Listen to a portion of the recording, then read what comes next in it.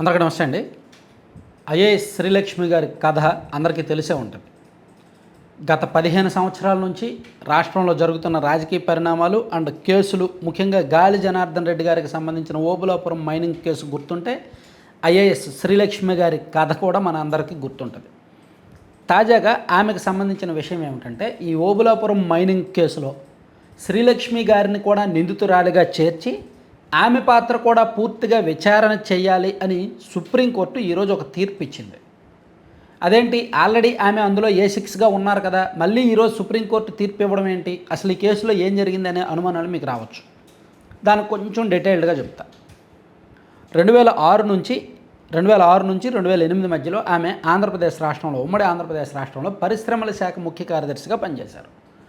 ఆ సమయంలో ఓబులాపురం మైనింగ్ కేసుకు సంబంధించి ఓబులాపురం మైనింగ్లో అనుమతులు ఇవ్వడానికి, మైన్స్ పర్మిషన్స్ ఇవ్వడానికి ఆమె అంతకుముందు దాఖలైన కొన్ని లీజులు రద్దు చేసి వేరే వాళ్ళని అనర్హులుగా చేసి గాలి జనార్దన్ రెడ్డి గారికి చెందిన కంపెనీకి మైనింగ్ పర్మిషన్స్ ఇచ్చారు.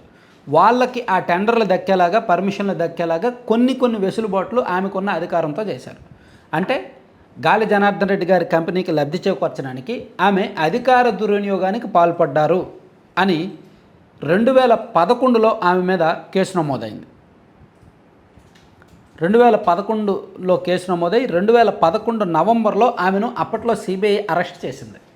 2012 అక్టోబర్ వరకు ఆమె జైల్లో ఉన్నారు. అనారోగ్యం కారణంగా ఆమె జైలు నుంచి విడుదలయ్యారు 2012 అక్టోబర్లో. ఆ తర్వాత ఈ కేసుకు సంబంధించి విచారణ జరుగుతూ ఉండగా మీకు తెలుసు కదా, జగన్మోహన్ రెడ్డి గారి కేసుల్లో కావచ్చు అండ్ ఓబులాపురం మైనింగ్ కేసుల్లో కావచ్చు, చాలా కేసుల్లో డిశ్చార్జ్ పిటిషన్లు పడుతూ ఉన్నాయి. అంటే మాకు ఈ కేసుకి సంబంధం లేదు, మేమేమీ నేరం చేయలేదు, మమ్మల్ని ఈ కేసు నుంచి తప్పించండి అని. ఈ క్రమంలోనే 2022లో శ్రీలక్ష్మి గారు సిబిఐ కోర్టులో ఒక పిటిషన్ దాఖలు చేశారు. అసలు ఈ కేసుకి నాకు సంబంధం లేదు, ఛార్జ్ షీట్లో నా పేరు A6గా పేర్కొన్నారు, కానీ నేను ఎటువంటి తప్పు చేయలేదు, నన్ను నిర్దోషిగా ప్రకటించండి అని సిబిఐ కోర్టులో పిటిషన్ దాఖలు చేస్తే సిబిఐ కోర్టు ఆమె వాదంతో ఏకీభవించలేదు. మీరు తప్పు చేశారు, మీరు A6గా ఉండాల్సిందే అని చెప్పి ఆమె పిటిషన్ను కొట్టేసింది. దాంతో ఆమె తెలంగాణ హైకోర్టులో పిటిషన్ వేశారు. సుదీర్ఘ విచారణ చేపట్టిన తెలంగాణ హైకోర్టు ఆమెను నిర్దోషిగా ప్రకటించింది. ఆమె మీద నమోదైన కేసును కొట్టేసింది. ఛార్జ్ షీట్లో కూడా ఆమె పేరు తొలగించండి అని ఆదేశించింది. దాంతో లేదు ఆమె అధికార దుర్వినియోగానికి పాల్పడ్డారు, మా విచారణలో అదే బయటపడింది, మా దగ్గర సాక్ష్యాలు ఉన్నాయి అని బలంగా నమ్మిన సిబిఐ హైకోర్టు ఇచ్చిన తీర్పు మీద సుప్రీంకోర్టులో రివ్యూ పిటిషన్ వేసింది. ఆ పిటిషన్ మీద సుదీర్ఘ విచారణ చేపట్టిన సుప్రీంకోర్టు ఈరోజు తీర్పు ఇచ్చింది. ఎస్, శ్రీలక్ష్మి గారు తప్పు చేశారు, ఆమె పాత్ర కూడా విచారణ జరిపించండి అని. సో ఇప్పుడు మనం హెడ్డింగ్ ఏం పెట్టాము, శ్రీలక్ష్మి గారికి కూడా జైలు శిక్ష అని పెట్టాం కదా. ఎందుకంటే ఆల్రెడీ ఈ ఓబులాపురం మైనింగ్కి సంబంధించిన కేసులోనే దాదాపుగా 4,000 కోట్లకు పైగా అక్రమంగా తవ్వుకున్నారు, అక్రమంగా లబ్ధి పొందారు అనే కేసులోనే ఆల్రెడీ ఈ కేసులో 7గురికి జైలు శిక్ష విధించింది కోర్టు కదా. కానీ A6గా ఉన్న శ్రీలక్ష్మి గారు అప్పటికి నిర్దోషిగా బయట ఉన్నారు కాబట్టి ఆమె మీద ఎటువంటి శిక్ష ఖరారు అవ్వలేదు.